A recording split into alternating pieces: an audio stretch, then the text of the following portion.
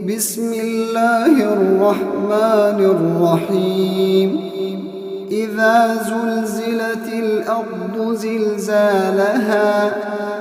وأخرجت الأرض أثقالها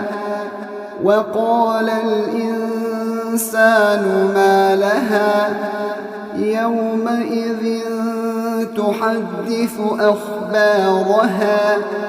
بأن ربك أوحى لها يومئذ يصدر الناس أشتاتا ليروا أعمالهم فمن